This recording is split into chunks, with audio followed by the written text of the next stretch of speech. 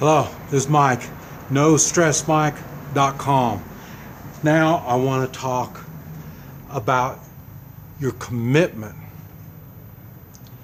in a marriage. I know a lot of times, like in my culture, the Chinese culture, there really is no divorce. Matter of fact, even down here, there's not really a divorce. What there is you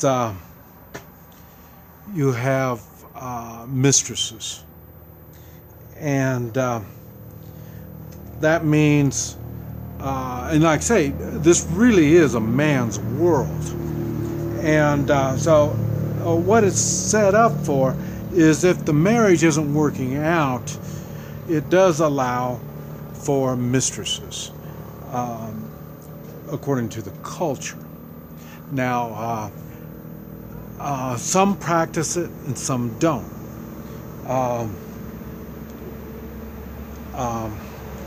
Personally, I didn't. I didn't find a need. Maybe if my wife and I didn't have a committed relationship, then it would probably be different. But like I say, our relationship worked well with each other, so I really can't go into a lot of detail on how that works. But and I realize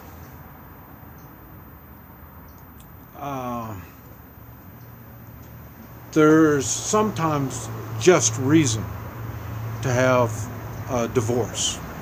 Man, like I say, I'm old. I've seen a lot. A lot of times I wonder how people put up with a lot of the stuff.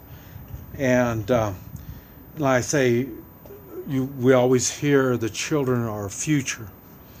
And to have the children see a relationship that's not committed,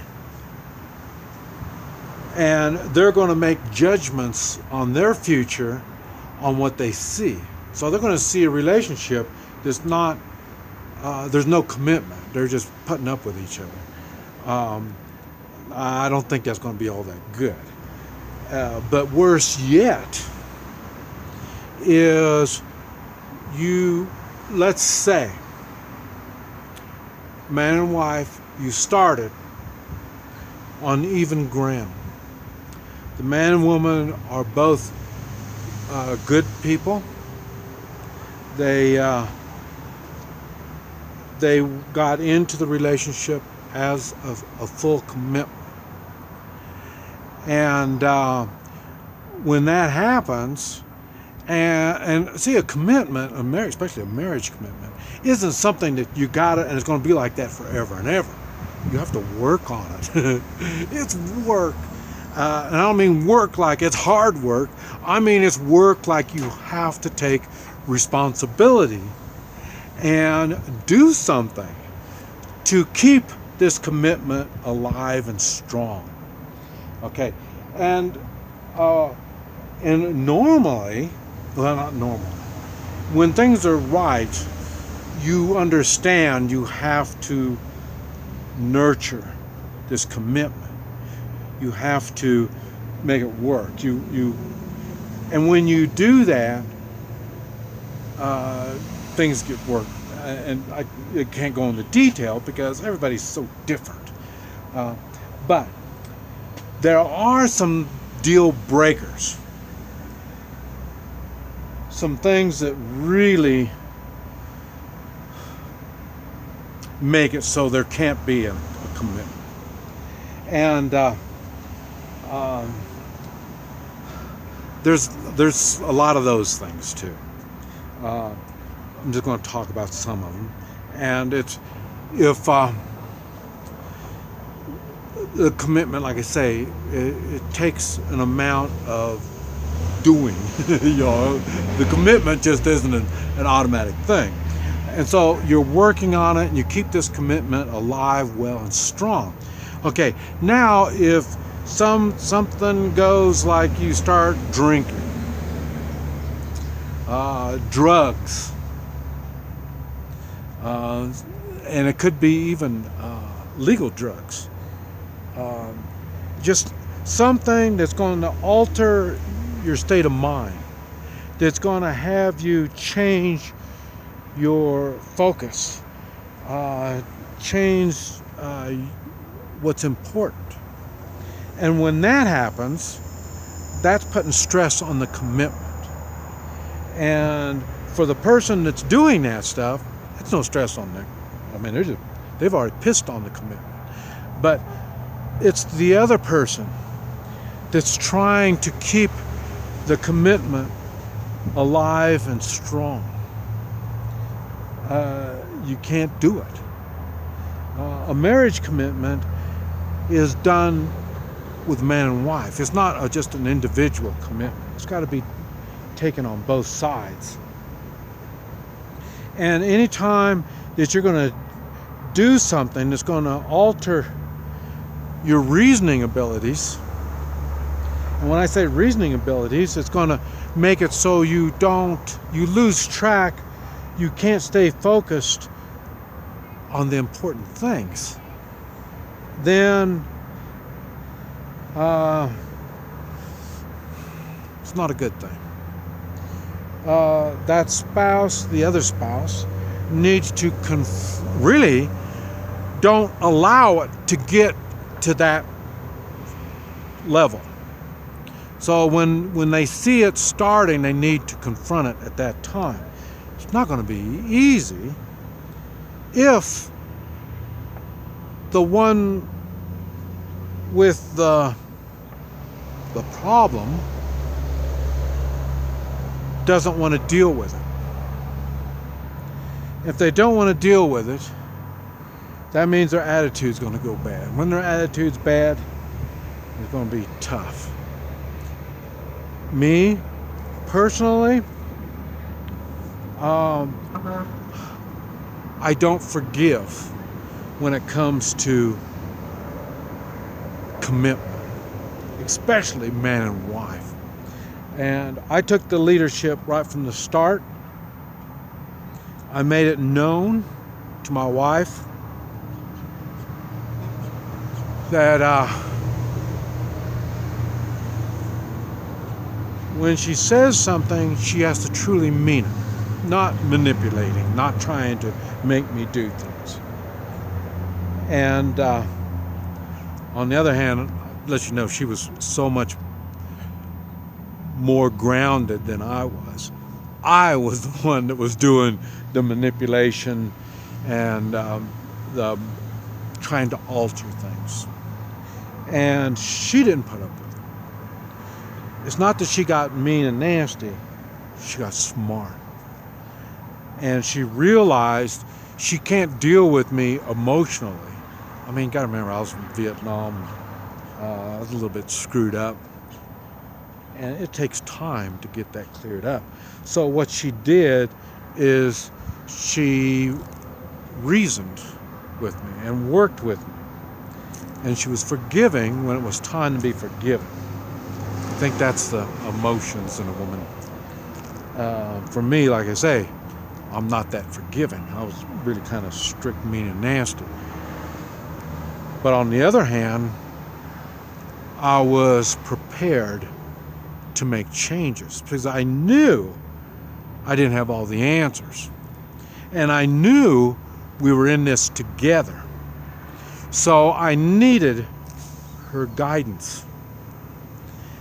And it's on both sides. She realized she needed my guidance also.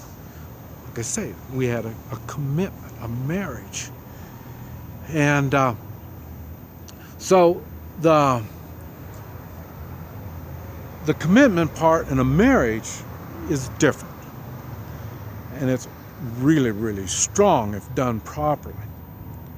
And when this commitment is in jeopardy, it's not a good thing.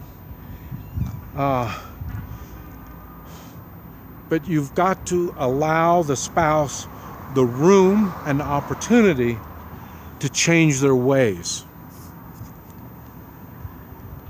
Now, one thing for sure, if they don't change their ways in the positive and they get to the negative, it gets worse. Then you have to make a decision on how far down the hole you want to go before you draw the line. And when you draw the line, when the line is crossed, it is the end. What I've learned, what I've experienced lately is, and it's on the men and the women, when they wait and draw the line too far down the hole, they get bitter. And after that, now you are showing the children, you're teaching them bitterness. You're teaching them not to work things out. You're teaching them that there's people out there that are perfect, and they're not. Nobody's perfect. So you have to.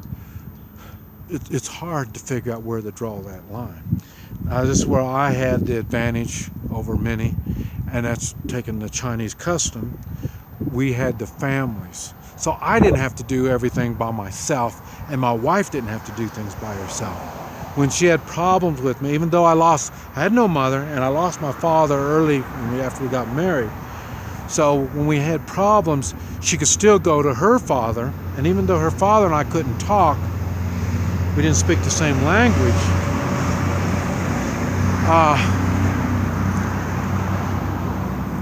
I do respect my elders. And so we could still work things out some way or another. And so I had that advantage. And now you got to remember, all of this wasn't just potluck. All of this was thought out and planned ahead of time. That's why you just don't marry someone because you're in love. I talked about the love stuff. You need the commitment, and the commitment has to be based on something that's real. You can't just base it on love. So a commitment in marriage is really valuable, and it's very important, not only for the short term but the long term. But you need to think about the commitment part right from the start.